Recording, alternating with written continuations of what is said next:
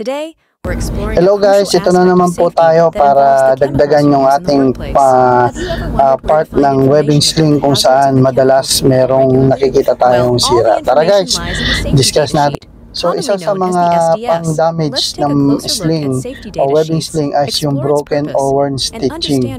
Okay, ito yung makikita natin na may sira sa main stitch ng mga slings.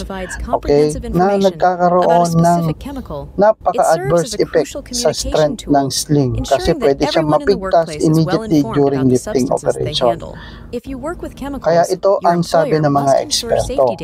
The stitch pattern in the web slings have been engineered to produce the most strength of the webbing sling. Okay guys, yan tatandaan niya, na-engineered talaga siya. If the stitching is not fully intact, the strength of the sling may be affected. Napakasimple po, may be affected. What to look for kung sakasakaling meron tayong na-encounter na ganito. So ito yung mga bagay na dapat natin tignan. Loose or broken threads in the main stitch pattern, nasa gilid o nasa eye. Okay? To prevent this, never put sling beneath loads where the sling or stitch pattern can be hung on or hung up on the snag. Okay? Never overload the sling or allow the load edge to directly contact the stitch pattern while lifting.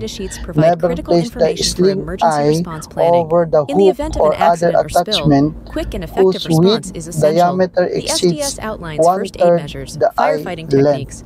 So napakasimple po, huwag po natin siyang hahayaan na ma-hook doon sa ating hook ang eye ng sling not exceeding 1/3. Okay guys, para po hindi po siya mapunit o mas matanggal yung pagkaka-stitch. Kung sakasakali po yung hook na gagamitin sa crane, meron siyang sharp edge o hindi siya protected. But best practices po, kailangan po natin lagyan din ng protection yung hook pag ang gamit po natin ay webbing sling. Okay guys, so if you found it informative, can you please like, share, and comment. Thank you very much guys and have a safe day.